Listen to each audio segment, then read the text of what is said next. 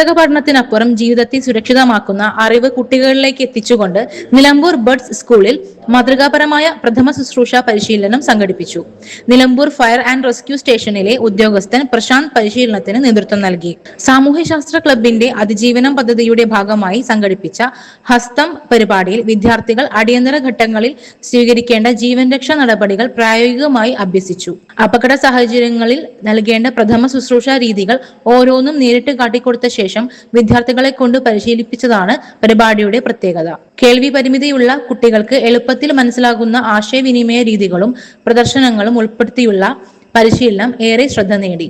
Fire and rescue സേനാംഗങ്ങളായ മഹേഷ്, വിനോദ് ജോസഫ്, അധ്യാപകൻ അബ്ദുൾ റഹീം എന്നിവർ പരിശീലനത്തിന് പിന്തുണ നൽകി. School headmistress NC Suhara Baby അധ്യക്ഷത വഹിച്ചു. CEO VK അബ്ദുൽ ഖാദർ ഉദ്ഘാടനം ചെയ്തു. PTA പ്രസിഡന്റ് അനേഷ് വർഗീസ് ആശംസകൾ നേർന്നു. സാമൂഹ്യശാസ്ത്ര club convener CP Sainul Abidin സ്വാഗതവും സ്റ്റാഫ് സെക്രട്ടറി സെറീന AK നന്ദിയും പറഞ്ഞു.